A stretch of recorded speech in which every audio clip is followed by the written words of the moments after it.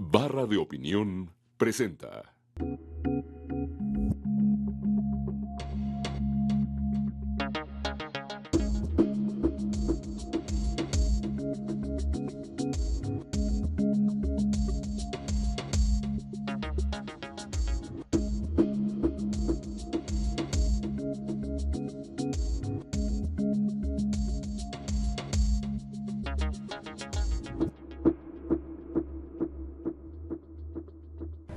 Muy buenas noches, bienvenidos a esta emisión de Entre Tres.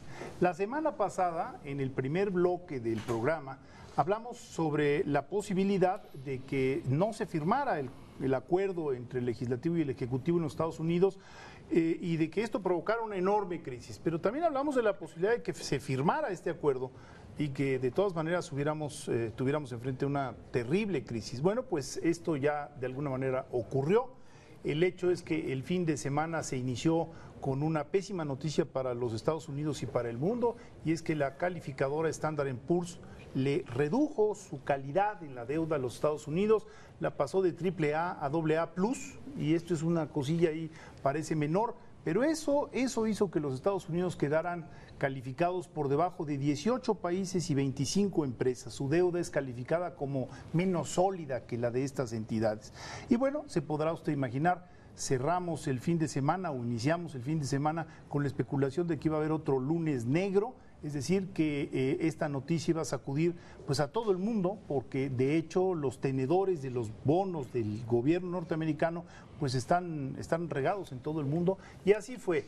El lunes se abrió cayendo las bolsas de Asia, cayendo las bolsas del Medio Oriente, las bolsas europeas, y ahora por supuesto las del continente norteamericano, las de América, toda América, con caídas realmente muy fuertes, equiparables a las que tuvimos en el 2008, en la crisis del 2008-2009, 6%, 5-6%. De tal manera que ese es el tema de hoy, y para hablar de esto tenemos a dos especialistas muy conocedores, a Luis de la Calle. Luis, muy buenas noches. ¿Qué tal, Federico? Buenas noches. Luis ya nos ha acompañado aquí en otros programas con otras temáticas, y Macario Schettino, quien también es amigo de la casa. Macario, gracias, buenas Federico. noches. Hombre, al contrario. ¿Por dónde comenzamos? Luis. Pues por el principio. Pues yo creo que valdría la pena tratar de explicarle a la gente que nos ve qué significa esta, digamos, degradación que hace esta calificadora de la deuda de los Estados Unidos. ¿Qué significa esto? Bueno, lo que hacen las empresas calificadoras es decir qué tan probable es que un deudor pueda dejar de pagar en algún momento lo que debe. Y para esto usan una clasificación con letritas. AAA es el que seguramente va a pagar, y de ahí para abajo hasta llegar a la C o a la D inclusive, que son quienes ya no están pagando desde hoy. Lo que hizo Standard & Poor's desde hace pues un par de meses fue anunciar que si en la discusión del movimiento del techo de deuda Estados Unidos no reducía los déficits futuros en 4 billones de dólares, billones de 12 ceros para que quede claro, si no lo reducían en 4 billones de dólares, entonces ellos iban a bajar la calificación. Hubo la discusión, como comentabas, Federico, el martes pasado acordaron mover el techo, pero el acuerdo de reducción de déficit fue de 2.8 billones de dólares, menos de lo que Standard & Poor's esperaba, y en consecuencia Standard & Poor's bajó la calificación, indicando que ellos creen que Estados Unidos, a pesar de ser la economía más grande del mundo, a pesar de tener probablemente una de las más altas productividades, puede no pagar su deuda en un futuro lejano porque no está haciendo los esfuerzos necesarios para pagarla. Tiene una deuda grandota, y en lugar de estar cada año bajándola, lo que está haciendo es subirla cada año, y subirla muy rápido, y por eso le bajan la calificación. Ahora, es sobre todo una degradación que toma en cuenta factores políticos. En buena medida sí, lo que le anuncia al mundo es que tiene un sistema político poco confiable para la conducción económica, en donde estuvieron al borde de llevar al precipicio a los Estados Unidos, se quedaron ahí, pero lo que está diciendo es que no hay condiciones para tener un régimen político que dé estabilidad, que dé confiabilidad y que tenga la fuerza para tomar las medidas necesarias para poner en orden la casa.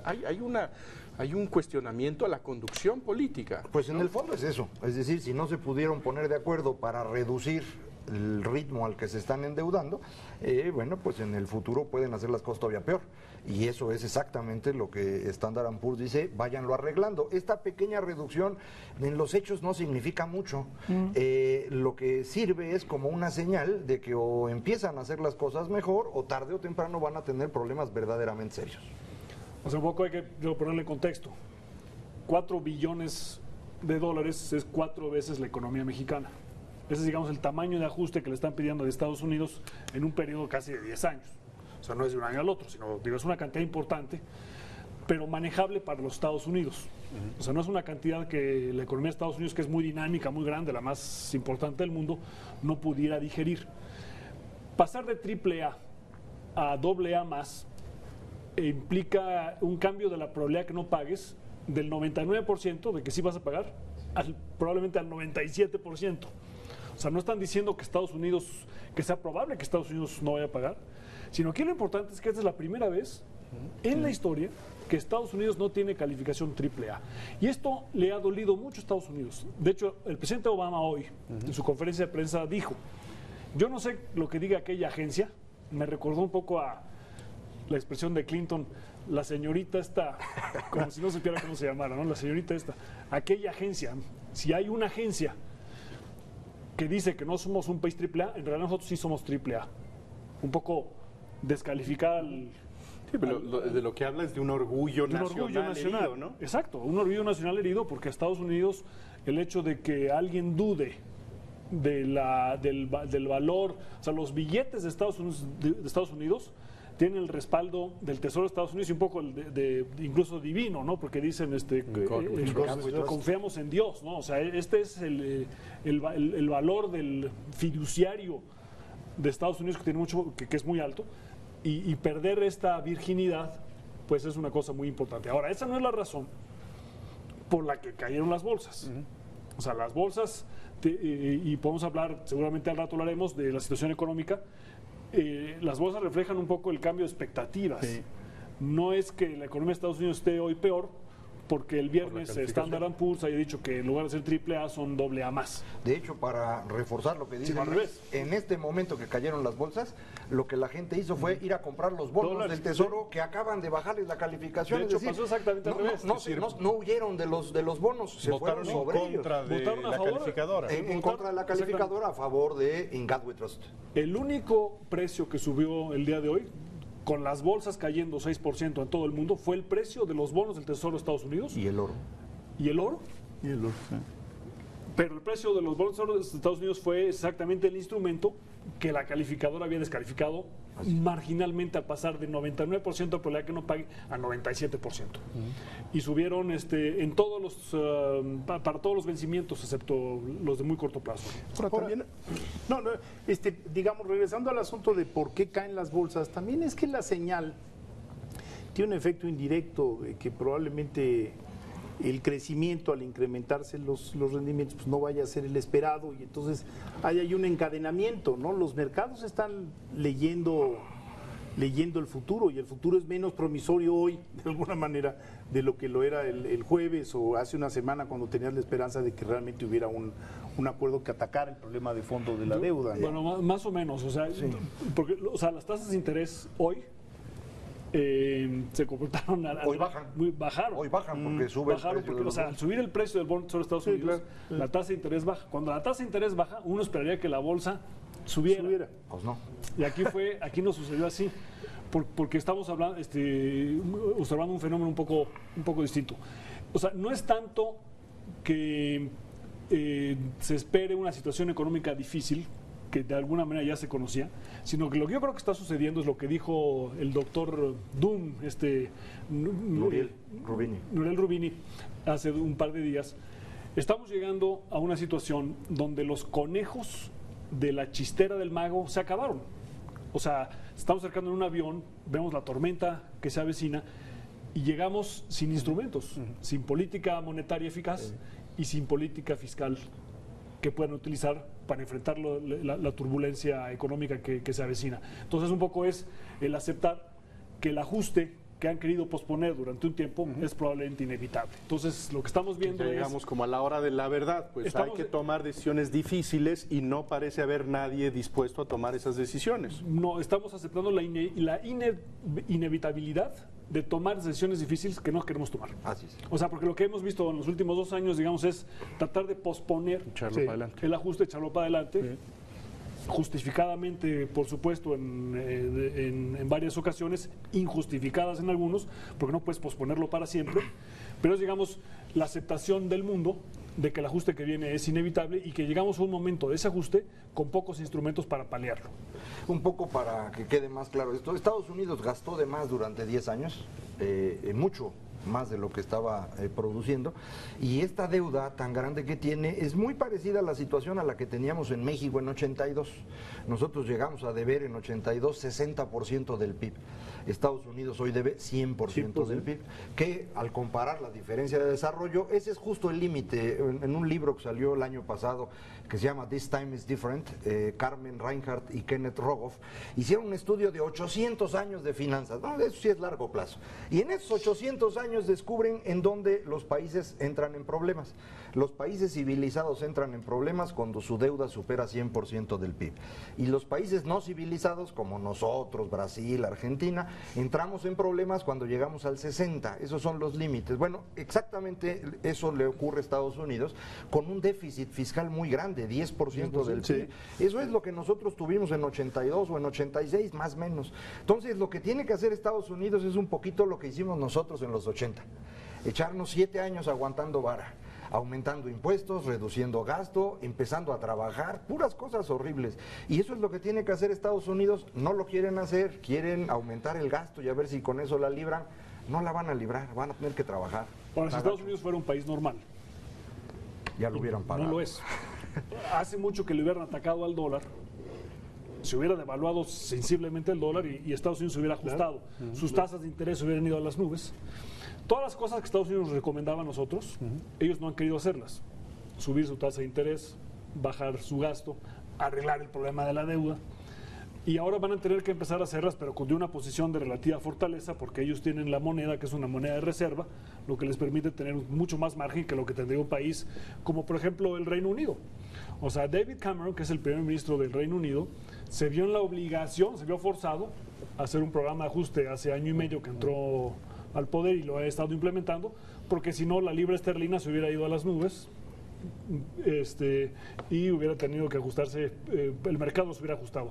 A Grecia también lo está forzando el mercado a ajustarse, a España también, y a Estados Unidos ahora las circunstancias empiezan a obligarlo a empezar a pensar en un programa serio de ajuste, y por eso se caen las bolsas, porque están previendo los años difíciles de trabajo, de esfuerzo, de recortes, que la gente no quiere tomar. Ahora, algo que me llamó poderosamente la atención es la diferencia en las reacciones entre, por ejemplo, China y Japón.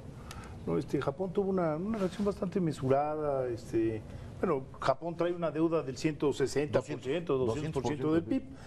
En cambio, el gobierno de Beijing tuvo una reacción en el sentido de decir, señores, pónganse en orden. Pónganse en orden. Están gastando cifras inaceptables en su sistema de seguridad social y en milicia. Y más vale que reflexionen sobre esto, ¿no? China quiere ser un jugador en serio y ellos están gastando más o menos lo mismo que Estados Unidos en gasto militar. Los dos países andan en 5% de su Producto Interno Bruto. Son los países que más gastan, exceptuando el Medio Oriente, ¿no? Que esa es una cosa aparte. Pero de los países grandotes, ellos son los que gastan en serio. China está tratando de empezar a controlar su mar territorial y eso se va a poner muy interesante en los próximos 10 años. Pero en este esfuerzo, a China le preocupa muchísimo que Estados Unidos esté hecho bolas y además le sirve, porque pueden decir con toda claridad, ya ven cómo es la democracia. Vean cómo se pelean y no resuelven nada. Estamos bien así como estamos, ni le muevan. Entonces, China va a cosechar mucho de esto, más allá de que estén criticando a los gringos en este momento. Y ese es el mensaje más importante, porque digo, con el gran reto que se enfrenta, si ustedes recuerdan, en los años 80, en los países de América Latina tuvimos programas de ajuste muy severos. A partir de 1982, en agosto de 82, cuando México fue a Washington a decir que no teníamos suficiente dinero para pagar la deuda. De ahí vinieron 10 años de ajustes en América Latina, con mayor o menor esfuerzo cada uno de ellos. Los países donde se hacían los ajustes eran medianamente democráticos. algunos claramente no lo eran. Y se pudieron procesar los ajustes en parte por eso. La gran pregunta ahora es si los países occidentales, las grandes democracias occidentales, pueden democráticamente, con gobiernos divididos, procesar un ajuste de este tamaño. Entonces, lo que la gente le llama el espectáculo que hubo en Estados Unidos en esa última semana para decidir si elevaban el techo o no de la deuda, que lo ven como un problema, yo no estoy de acuerdo. Yo creo que es parte de un proceso de ajuste en un sistema democrático de pesos y contrapesos que tiene que tomar decisiones que son altamente dolorosas y que solamente se pueden procesar en un debate público. En cambio, en China pueden hacer un periférico derecho porque no necesitan ni expropiar y pueden correr a la gente. Pero en Estados Unidos no se puede disminuir el gasto en salud sin tener un consenso mínimo de cómo hacerlo. O elevar los impuestos. Entonces, digo, es realmente un experimento muy interesante de si las democracias occidentales pueden procesar un ajuste de esta magnitud. Pero sí es uno de los enigmas de este momento. ¿Cómo se pueden procesar ajustes que pueden ser tan dolorosos, tan complicados, tan socialmente costosos en un marco democrático? ¿Cómo se puede hacer, digamos, veamos España, ¿no? España, donde hay digamos, este clima de indignación pública con un gran desprestigio de los partidos políticos y en donde pues parece que el próximo gobierno tendrá bien dictar las políticas más contrarias a ese movimiento de indignación. ¿Cómo se puede procesar? Pues es una incógnita que no sabemos cómo se va a resolver, ¿no? Por eso adelantaron la elección. Ahora, con una diferencia muy importante. Por ejemplo, Grecia, no sé si recuerdan ustedes, la revista británica The Economist hace año y medio, tenía el Partenón y unos helicópteros que venían llegando arriba, ¿no? Y uno de ellos era el Fondo Monetario Internacional, el otro era Bruselas y el otro el Banco Europeo de... Y entonces la interpretación de la gente era, oye, nos vienen a salvar. Los griegos decían, no, nos vienen a invadir. O sea, en Grecia y en España le puedes echar la culpa al Fondo Monetario, le puedes echar la culpa al Banco Central Europeo o a Bruselas. Lo que hicimos en 82, América Latina, le echamos la culpa al Fondo Monetario. El neoliberalismo. Sí. En Estados Unidos no tiene nadie que les hable fuerte. ¿A quién le echan la culpa? ¿A quién le echan la culpa? Excepto a Obama. Standard & Poor's. Ahora ya tienen aquí. Bueno, tenemos que hacer una pausa y regresamos muy pronto a seguir hablando de estos asuntos.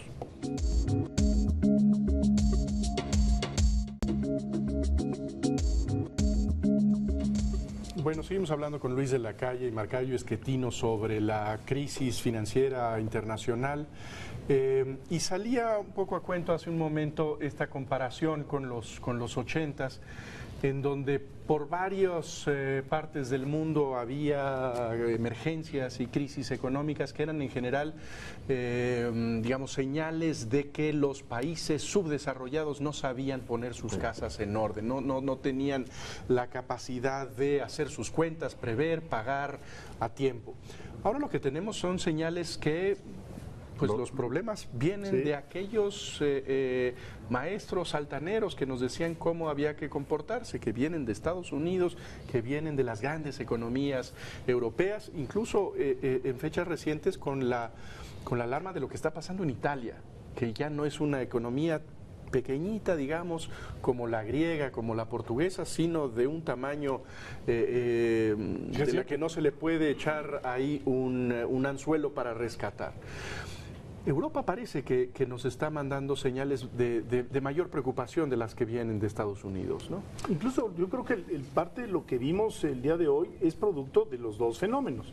Es decir, porque al fin y al cabo la entrada del Banco Central Europeo al rescate de España e Italia supone una responsabilidad en términos, digamos, de lo que van a tener que asumir las generaciones venideras enorme. O sea, si Grecia con 12 millones de habitantes o algo así supuso 160.000 millones de euros, pues no quiero imaginarme de cuánto va a ser el otro paquete, ¿no? Bueno, la deuda de Italia supera el 120% de su Producto Interno Bruto, y uno no debería preocuparse mucho porque es una economía grande, pero supera el límite del que hablaba yo en ocasión anterior, y adicionalmente hay que acordarse, Italia es uno de los países que más rápidamente están perdiendo población, que más viejos son ya, y este fenómeno es algo bien interesante. Estados Unidos no. Europa está perdiendo población y se va a envejecer muy rápidamente, no va a tener suficientes personas para sostener su economía y pagar su deuda. En Estados Unidos está ocurriendo lo contrario, Estados Unidos sigue creciendo y va a seguir creciendo porque nosotros estamos mandando también personal para que no se nos queden pues deshabitados en aquel país. Ese crecimiento poblacional estadounidense permite esperar que sí puedan pagar en el futuro. En Europa es más preocupante. Por eso el Banco Central Europeo debió haber entrado desde antes. Pero se estaban haciendo guajes, no querían comprar los bonos para no poner un mal ejemplo de que ellos iban a estar rescatando economías y que el dinero es de los alemanes, que son muy duros para esto, pero pues ya no les quedó más remedio que entrar completamente hoy a tratar de salvar algo y pues es un día muy malo para entrar y las cosas pues de cualquier manera se hundieron, ¿no? El problema es que en 2008 empezamos con lo que se percibía como un problema financiero. Y mucha gente pensaba erróneamente que era un problema coyuntural, de liquidez en algunos casos, pero no de solvencia. Y hoy lo que estamos viendo es que tanto en Estados Unidos como en Europa, pero mucho más en Europa, el problema financiero coyuntural en realidad coincide con un problema estructural que no tiene una fácil solución. Porque el problema que tienes en Europa es doble. Por un lado es demográfico, sí. O sea que el número de trabajadores que pagan impuestos, que pueden sostener al resto de la sociedad, a las pensiones, a los gastos en salud y al pago de la deuda es cada vez más pequeño, lo que les implica, para solucionarlo parcialmente, abrir las fronteras a la inmigración, pero tiene un problema enorme cultural que hemos visto las últimas semanas con lo de Noruega y otros lados. Y entonces ese problema que era coyuntural es estructural y la otra cosa es que los países de la Unión Europea, como son parte del euro, no tienen manera de devaluar su moneda y entonces el ajuste en países como Grecia se tiene que dar en términos nominales. Es decir, tiene que disminuir es una cosa brutal, ¿no? El salario y los precios en términos nominales. ¿En cuánto? Eso ¿Qué no te pasa. gusta? 30%. Que le no digan, pasa, ¿no? a partir de mañana vas a ganar 30% menos. Eso no va a suceder. No, yo creo que eso hay que subrayar en que digamos el dramatismo de esos ajustes, en donde no se trata de que el ajuste sea por la inflación y que por lo tanto uno pueda pues optar qué es lo que compra y lo que no compra, sino que el cheque de la quincena es nominalmente menor. Lo que pasa es que cuando nos pasó a nosotros en 82 y en 95, no es que pudieras hacer cosas, más bien es que no podías hacer cosas. Te levantabas al día siguiente, el secretario de Hacienda había dicho en la noche anterior, se devaluó el peso tanto, te levantabas y tu salario valía 35% menos. Sí. Ya, el ajuste ya estaba hecho. Aquí, para que funcionara, necesitaríamos una reunión muy grande, en el Parlamento y decir, oye, vamos a reducir los salarios de todo el mundo 30%, los precios de los restaurantes y los precios de los transportes 30% y la deuda. Tienes que reducir el valor de la deuda también en términos nominales para que el costo se reparta entre más actores. En la medida que el costo se trate de restringir solamente a un grupo, es insostenible y te provoca una cosa que no puedes procesar políticamente. De hecho, ya hay presiones desde el mercado para que eso ocurra. Es decir, a final de cuentas, las deudas de los países así se resuelven. Cuando ya no se pueden pagar, pues se deprecian vía la inflación y asunto resuelto. Eso es lo que ya está ocurriendo. Hay presiones inflacionarias cada vez mayores. Las decisiones de aumentar el circulante, de bajar las tasas de interés, pues llevaban en esa dirección. Probablemente no ocurra este año, sino hacia mediados del año próximo, pero vamos a ver un incremento importante inflacionario que va a ir tragándose parte de este problema, que bueno, va a resolver el asunto estructural con algunas posibilidades. El coyuntural es el que ahorita todo el mundo está muy nervioso y yo sí creo que vale la pena insistir. Las caídas que hemos tenido durante este mes, o sea, la semana pasada y este día de hoy, son producto de nerviosismo, son producto de miedo. No tienen una argumentación muy racional detrás. Es decir, de pronto se les sumó todo junto. Se dieron cuenta que las economías no están creciendo, se dieron cuenta que todo mundo envejece, que es un problema estructural, y además le bajan la calificación a Estados Unidos y no se ponen de acuerdo, y Obama cada vez que habla se cae la bolsa. Pues así cualquiera se espanta, ¿no? Entonces eso es lo que estamos viendo ahorita. Yo espero que eso se serene en los próximos días. Pero independientemente de esa, digamos, de ese barullo, a mí me parece que es importante tratar de darnos cuenta esto que mencionas hace un momento. ¿Cuál es el nudo estructural de la economía europea? ¿En dónde está, digamos, este atorón que hace que el ajuste sea muy complicado? Que no sea simplemente una cosa pasajera de confianza, pues no está tan sino complicado. que sí significa pues el modificar el funcionamiento de, digamos, de la economía y de esta relación del Estado con la sociedad de alguna Es manera. que hay tres maneras de solucionar el problema, digamos. Una es devaluar el valor de tus deudas, ya sea renegociándolas o a través de la inflación o a través de una devaluación o lo que fuera. Esa es una. La otra es disminuir las tasas de interés. O sea, la tasa de interés que está pagando ahora Grecia o España es prohibitiva. A esa tasa de interés sus deudas se van a ir acumulando en el tiempo. Y la tercera es crecer. Porque al crecer el pastel se hace más grande y la deuda se hace relativamente más pequeña. Entonces están un poco atorados entre estas tres. ¿Cómo le hacemos para armar un paquete de tal manera que me permita la reducción de la deuda, la disminución de las tasas de interés y empezar a vislumbrar el crecimiento sin poder devaluar el euro? Porque la alternativa es salirse del euro y devaluarlo, y la devaluación te provee un espacio para poder crecer. Lo que requiere Grecia de alguna manera es ser un poco más barato, para que los turistas alemanes, en lugar de irse a Turquía, se vayan a Grecia. Y hay una cosa aquí muy complicada, y es que a todo mundo le conviene ahorita devaluarse. Es decir, el euro podría resolver los problemas de buena parte de Europa devaluándose. Estados Unidos tiene que devaluarse, pero China no quiere que se devalúen, porque entonces tendrían que devaluarse ellos. Lo mismo ocurre con Japón. Entonces hay una tentación general de devaluación. Que a mí me parece que vale la pena regresarnos un poco en la historia para ver fenómenos similares. Y estamos viendo un fenómeno similar a lo ocurrido en los años 20 y 30. En los años 20 y 30 del siglo XX, Inglaterra dejó de ser la potencia, la libra dejó de ser la moneda de referencia y fue sustituida por el dólar. La secuencia de hechos es muy parecida. Después de la Primera Guerra Mundial, Inglaterra debía mucho más de lo que podía pagar y tuvo que empezar a hacer lo que está haciendo Estados Unidos ahorita. No había en ese momento calificadoras que pudieran decir los ingleses no van a pagar y le bajo la calificación, pero el mercado lo fue diciendo, y esto empezó a provocar una transformación que en ese momento tenía una oportunidad. Estaba Estados Unidos, que emergía de la Primera Guerra como potencia, era una economía grandota, hablaban inglés, eran más o menos lo mismo. Entonces pudo pasar de una economía basada en la libra esterlina, como fue el patrón oro, a una economía basada en el dólar. Pero ese proceso en medio llevó la Gran Depresión y llevó una transformación en Europa que soltó los demonios del racismo, que sorprendentemente hoy estamos empezando a volver a ver. Y del nacionalismo. Es el mismo tipo de fenómeno.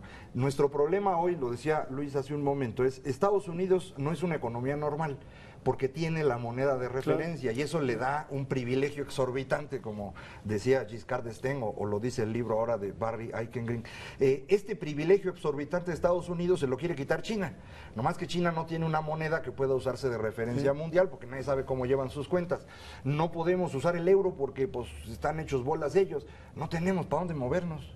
Y esa es una situación totalmente distinta también a los años 20, pero sí vale la pena considerar que en la ocasión anterior que tuvimos esto, acabamos agarrándonos a golpes y fue uno de los peores momentos del ser humano. Las devaluaciones competitivas que van a ser.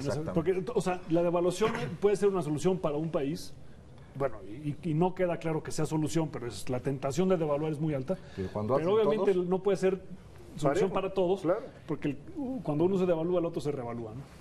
Ahora, Macario tocó un punto que es, yo creo, central, y es que también tienes este nuevo fenómeno poblacional que provoca una reacción de las nuevas derechas o de la nueva derecha europea que no es marginal. No. Es decir, estamos viendo países que tienen tasas de crecimiento demográfico negativas, es decir, que están decreciendo, que necesitan, como ya se decía, estos brazos jóvenes para mantener sus sistemas de pensiones, sus economías funcionando, pero que tienen al interior una resistencia brutal por esta nueva derecha, y esta nueva derecha pues se ha corrido las coordenadas de discusión. Entonces ya, por ejemplo, no subir impuestos es casi un auto de fe, no se deben de subir los impuestos, pero es que la condición económica del país lo requiere, pero es que una sociedad donde el Estado interviene más de lo debido es una sociedad que está tocada por el demonio. Entonces hay como un endurecimiento muy particular, un dogmatismo muy particular, que también lo ve uno en los carteles del Tea Party en Estados Unidos,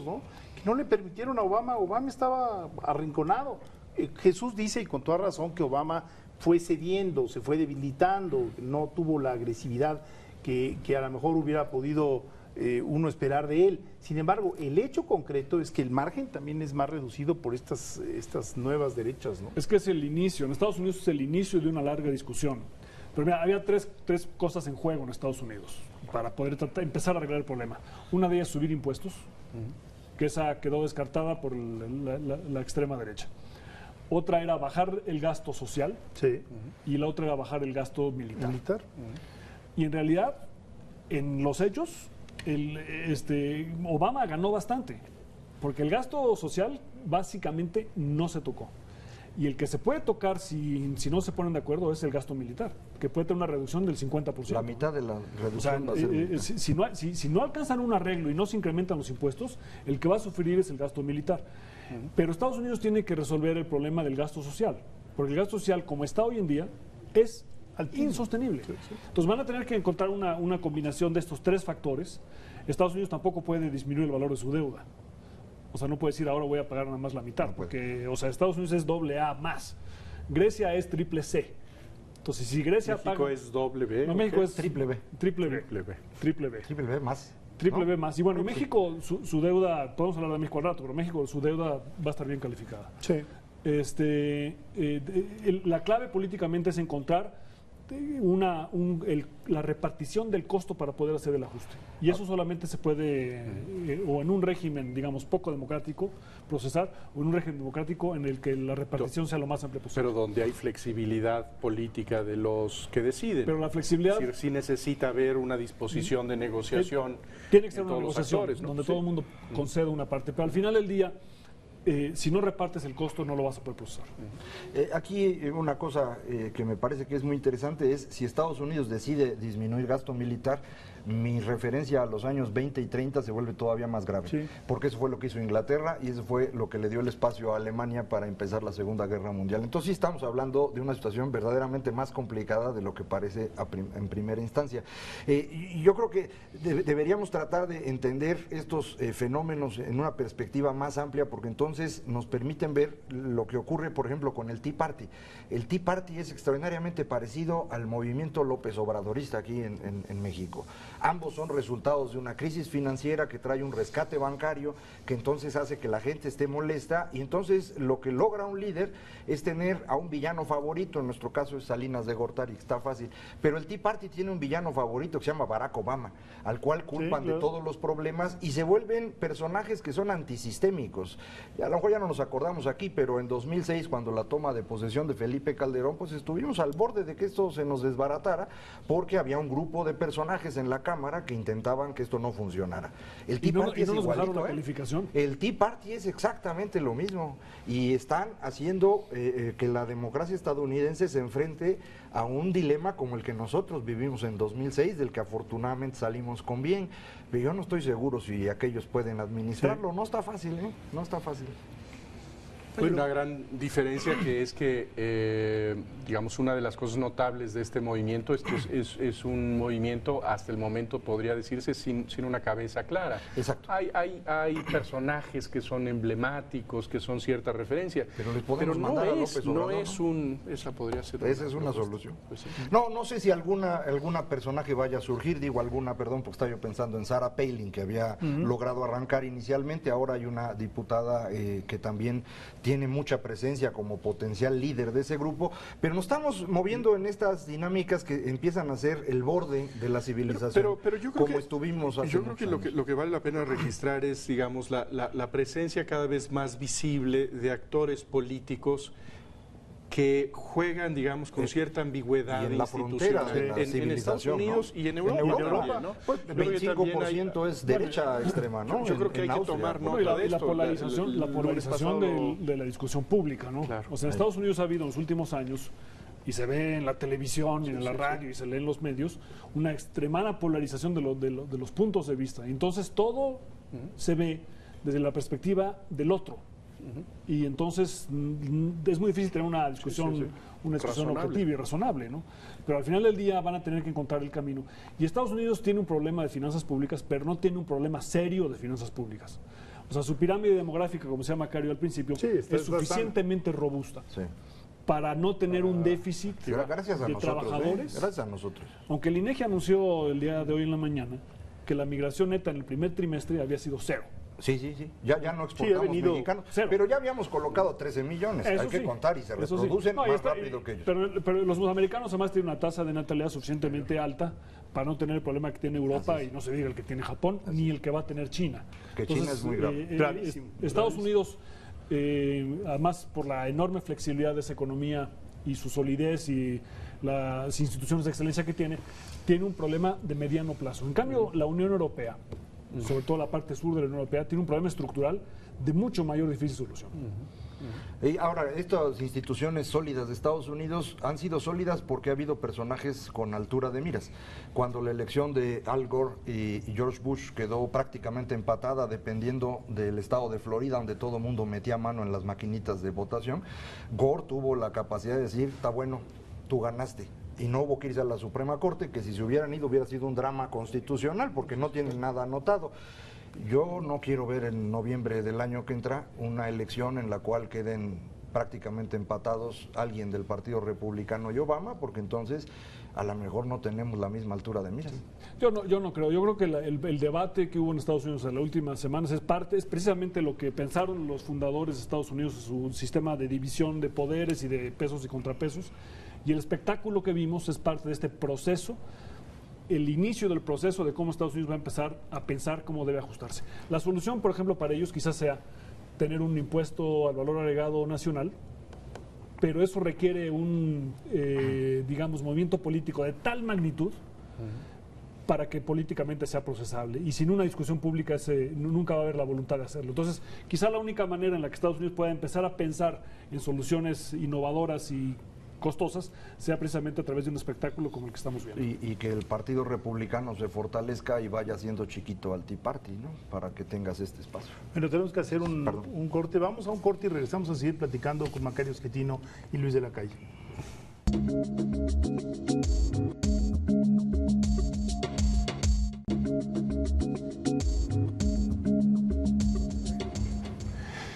Regresamos aquí a seguir hablando de esta amalgama de problemas, porque en realidad es una amalgama de problemas poblacionales, económicos.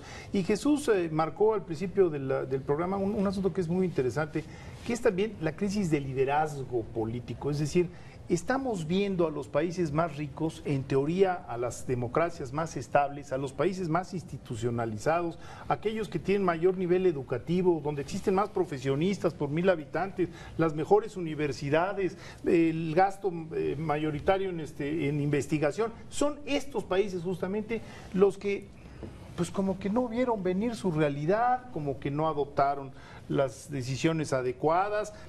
Curiosamente, esta no es una crisis sorpresiva como la de los derivados, en donde pues salió un asunto debajo de la mesa que no estaba contemplado. Este es un asunto del cual hemos venido hablando durante mucho tiempo, es decir, la deuda norteamericana ha venido creciendo y creciendo y creciendo.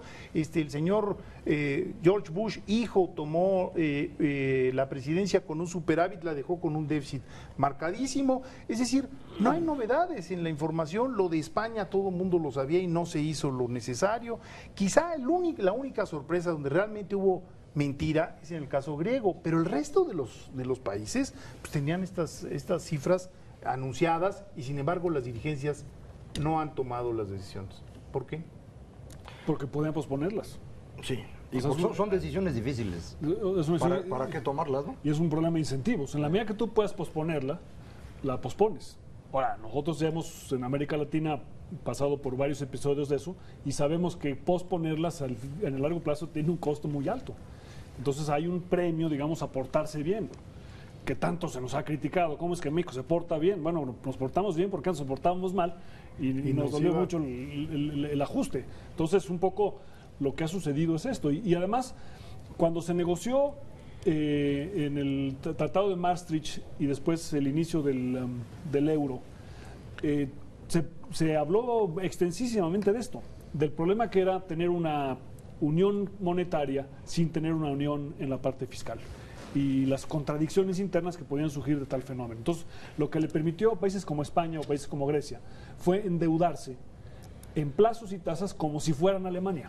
Sí. Pero Grecia es Alemania, como si fueran Grecia, mano. ni España es Alemania, ni Italia es Alemania. Y entonces se endeudaron y trataron de extender sus deudas como si fueran Alemania.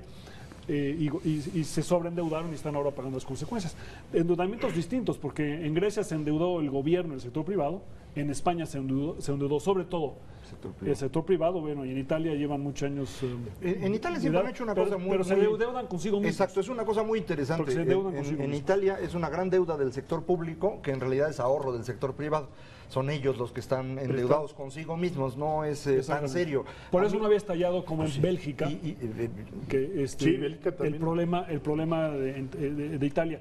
Pero lo que le sucede ahora a Italia es que ya todo el mundo se dio cuenta que la pirámide poblacional Ya italiana no da. es insostenible y que entonces incluso esa esquema de autoprestarse en el largo plazo no va a funcionar. Afortunadamente no se han dado cuenta que en Japón es exactamente igual, no más que más grande el problema, porque si no también agarran a los japoneses.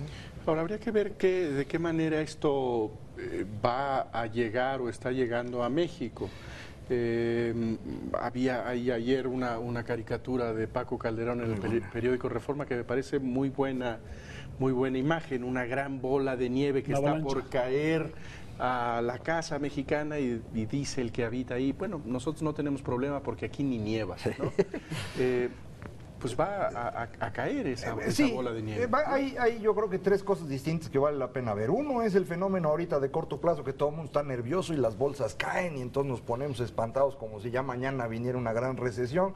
Eso no es así, es gran nerviosismo que tiene efectos financieros y en la parte financiera México está muy bien. México tiene una deuda muy pequeña en términos del tamaño de nuestra economía. Para es una decirlo, es deuda 30 y tantos por ciento. 30% del PIB, dividido más o menos mitad y mitad entre deuda externa y deuda interna. Tenemos para pagar, bueno, de hecho, si mides la deuda externa neta, es decir, quitando lo que valen las reservas del banco, nuestra deuda es negativa, man. Nos sobran reservas para pagar la deuda, si quieres, hoy mismo. Por eso las reservas, por eso es muy importante que el Banco de México esté bien fondeado. Luego hay quien quiere usar esa lana para hacer carreteras, que es pura imaginación extraña, pero bueno, dejando eso de lado. En la parte No, y financiera... además tenemos, no tenemos Vencimientos cortos, vencimientos importantes, amortizaciones en los próximos 2 y años. traemos un déficit fiscal del orden de 3% del PIB, que está bastante razonable. Ojalá y lo reduzcamos en el futuro cercano, pero bueno, está bastante bien. Todo lo financiero no es problema. Y tenemos el petróleo a 100. Bueno, ahora Ya mejor, 80, ahora 80. ya 80. La otra parte, la parte económica, sí dependemos de que la economía de Estados Unidos crezca, porque esa es nuestro principal cliente. Y ahí pues han estado creciendo menos y exportamos menos. Pero aquí es donde viene la parte interesante. Las dos crisis que ha habido recientemente en Estados Unidos, 2001 y 2009, son distintas para nosotros, porque en 2001, cuando ellos entran en crisis, nosotros estábamos con un peso muy fuerte. Y entonces, en lugar de que viniera inversión a México, se fue de México, se fue a China. Y nos costó muchísimo esa crisis. En cambio, en la de 2009, cuando viene la crisis, lo que hacen los industriales estadounidenses es cerrar las plantas en Estados Unidos y moverse a México. Y hoy estamos, por ejemplo, produciendo 40% más autos de los que producíamos antes de la crisis, gracias a la crisis. Bueno, la crisis de Estados Unidos puede ser una oportunidad extraordinaria para México de atraer una parte significativa de la industria estadounidense a instalarse a México, lo cual nos permitiría multiplicar nuestro ingreso por habitante. Y lo único que se necesita para que podamos hacer eso es que parezca que este es un país serio, que tenemos reglas laborales decentes, que las reglas de competencia se cumplen, que en cuestión fiscal no vamos a tener problema. Esto de lo que hemos hablado mucho, que le llamamos las reformas. Si lográramos hacer un par de reformas en el transcurso de los próximos meses, sería una oportunidad extraordinaria para captar a quienes en Estados Unidos ya no están haciendo negocio. Mira, México debe trabajar bajo el supuesto, ya desde antes, pero ahora con la crisis de última semana todavía más, porque es mucho más claro, que la economía de Estados Unidos va a estar letárgica en los próximos 10 años. Así ¿Qué es. quiere decir letárgica? Crecimiento del 1, 2% en los La buenos próxima años. década, dirías tú. La próxima década. Sí, su Como década, Japón, su década digamos. perdida como la nuestra. No, ellos llevan 20. Japón ¿no? lleva 2 décadas. Bueno, pero me refiero Sí, con sí, una... sí, con un- igualito. Ese tipo. Pero yo, conservadoramente es lo que vamos a suponer. Ahora que el gobierno va a publicar el 8 de septiembre el presupuesto del 2012, tiene que poner el crecimiento del PIB de Estados Unidos bajo. 2, así es. Hay que poner un presupuesto bajo. ¿Por qué? Porque de lo que se trata cuando tienes una economía letárgica es ganar participación de mercado. Para que las exportaciones contribuyan al crecimiento del PIB.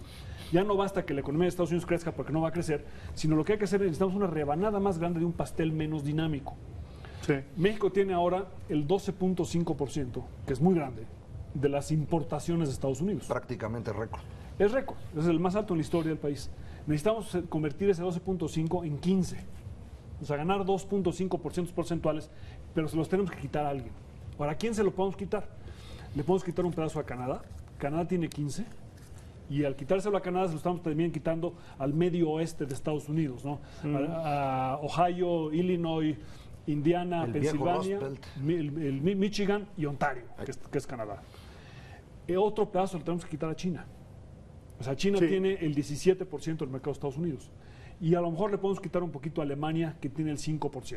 Los demás países están en el chapoteadero, Sí, no hay. con menos de 2%. Brasil, Corea, todos esos que nos dicen que son competidores nuestros, ahí No, están no en el pintan. chapoteadero de los niños, no estamos con los grandotes. Y tenemos que quitarles a cada uno de ellos Un 1 o 2 puntito. puntos porcentuales. Si México pasa de 12.5 a 15%, vamos a tener un gran crecimiento del PIB, a pesar de que la economía de Estados Unidos no crezca. Así es. Ahora, ¿cómo le hacemos para pasar de 12.5 a 15? Pues necesitamos ser, si antes pensábamos que necesitábamos reformas para ser competitivos de 100, bueno, ahora necesitamos 200. Lo que no podemos tener es la clase política pensando que en México podemos posponer las reformas al 2014. En el 2014 estaremos ya a la mitad del proceso de salida de Estados Unidos de su crisis. Y habremos Estamos- perdido la Y oportunidad. habremos perdido la Claro, oportunidad. claro. Porque la otra razón por la que ha venido inversión a México, además de lo que decía Macario del efecto en Estados Unidos, es que las grandes empresas mundiales quieren ahora diversificar el riesgo chino que enfrentan. Entonces, las empresas ya no están dispuestas a poner todos los huevos de su producción en la canasta china y están buscando un país para diversificar ese riesgo. Y México es el mejor del mundo si nos presentamos como un país serio, un país responsable. Sí, de hecho, nuestro competidor, por ejemplo, Brasil, en esto, pues no compite. Nosotros tenemos muchas ventajas sobre Sí. Brasil en términos de atracción de inversión para venderle a Estados Unidos. me Para vender refiero. al mundo. Sí, y a Estados entonces Unidos. eso lo podemos realmente multiplicar, reitero, tomando 2, 3, 4 pequeñas decisiones, porque tampoco son decisiones No, no, inmensas. no. La decisión es muy sencilla. Coge uno ley federal del trabajo y la tira uno a la basura, es una decisión sencillita, y hace uno Muy una ley fácil, sencilla. Una ley breve que permita resolver esto. Es decir, tampoco es tan complejo. ¿eh? No, pero las reformas, que es muy interesante ese punto. Las reformas, el ajuste que requiere Grecia, o España, o Italia, incluso Estados Unidos, es un ajuste bastante doloroso. El Estados Unidos menos que los otros. México no requiere ajustes. México requiere algunos cambios que afectan a algunos grupos de interés, Sí. pero que no son dolorosos para la sociedad en su conjunto. Al contrario, la sociedad se La beneficia. sociedad se va a beneficiar. Entonces, nosotros, digamos, ellos necesitan ir al dentista, que es muy desagradable, pero a largo plazo les conviene, y nosotros tenemos que ir al masajista. O sea, es completamente distinto, pero necesitamos realmente hacerlo. Y sería altamente irresponsable que, previendo que la economía internacional va a estar muy débil en los próximos años, México no haga la tarea que tiene que hacer para realmente posicionarnos. Y luego, porque todos lo vamos a decir, no estamos creciendo, Por porque la culpa economía de los internacional Estados Unidos. no estamos creciendo porque no quisimos aprovechar la oportunidad de realmente expandir nuestra influencia en el mundo. Y yo sí quisiera reiterar, porque Chucho se quedó viendo así con duda esto de que son 2 o 3 decisiones sencillas. Sencillas, reitero, como dice Luis, no cuestan en términos de sacrificio de la población. Su dificultad consiste en un proceso político en el cual tienes que demostrarle a los grandes grupos de población el costo de los pequeños grupos privilegiados. Por ejemplo, el caso de los sindicatos. Ese es un costo para México y es un costo para los trabajadores. Hay que acordarse, de cada 3 trabajadores en México, solo 1 tiene prestaciones de salud, porque nuestras leyes son tan restrictivas que la inmensa mayoría de quienes trabajan en México tienen que trabajar fuera del sistema. Y eso nos cuesta y le cuesta a los trabajadores. ¿Quiénes se benefician de ello? Pequeños grupos con líderes sindicales que coincidentemente son diputados. Bueno, pues yo creo que hay que hacer eso pues transparente para la población e ir motivando la toma de estas decisiones. No va a ser trivial hacerlo, pero sí es más fácil que lo que tiene No, que lo hacer que tiene Grecia, enfrente- que ya hicimos Hombre, nosotros en los 80. Lo mano. lo que tiene que hacer Eso era Grecia difícil. es 2 veces lo que tuvo que hacer México en 1995. Es de ese tamaño el Pues es ajuste. 82, que fue una cosa espantosa aquí en México. En ¿no? México esos ajustes, mira, México no necesita un ajuste de deuda, no necesitamos un ajuste de déficit, no necesitamos un ajuste democrático, no necesitamos un ajuste demográfico. y no necesitamos un ajuste de apertura. Todos nuestros competidores de todo el mundo, incluido Brasil, necesitan alguno de estos ajustes. Nosotros no. México requiere algunos cambios importantes en su régimen laboral, en su régimen fiscal y en su régimen energético. Y son cambios que son costosos para los grupos que se benefician del status quo, pero benéficos para el resto de la sociedad. Y para aclarar, perdón, había otro cambio que había que hacer en México, que era abrir la competencia en el sector empresarial. Ya se hizo. O sea, sorprendentemente ya está. Ya lo hicimos en abril pasado, tenemos una nueva ley de competencia económica que es totalmente distinta. Si podemos hacer eso mismo en los otros 3 niveles a los que se refirió Luis, estamos del otro lado. El argumento sería que hay que, digamos, plantear socialmente el tema en términos de los privilegios de algunos frente a los derechos de la mayoría de los mexicanos, los derechos de los ciudadanos. Y lo extraño es que no haya ninguna fuerza política que haya hecho el argumento públicamente en esos términos.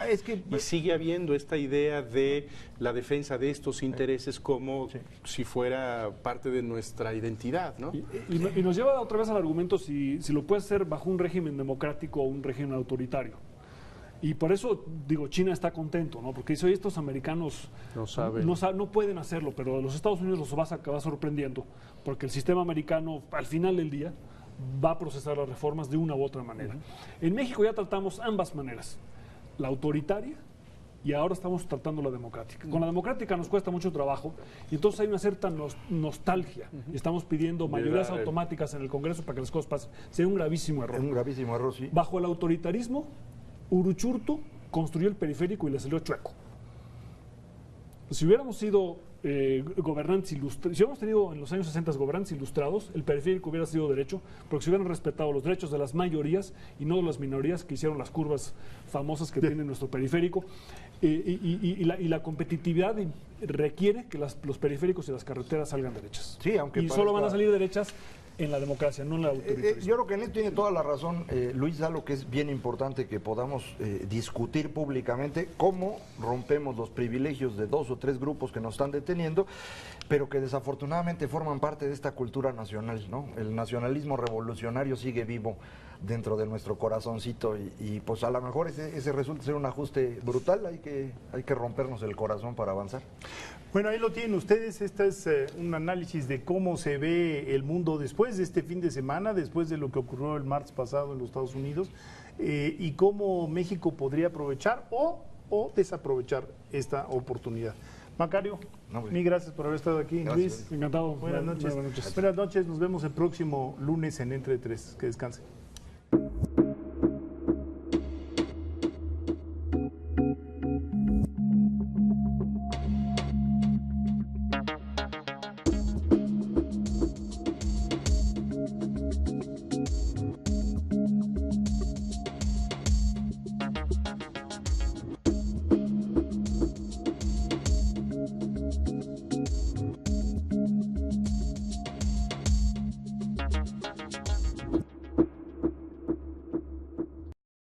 Barra de Opinión presentó.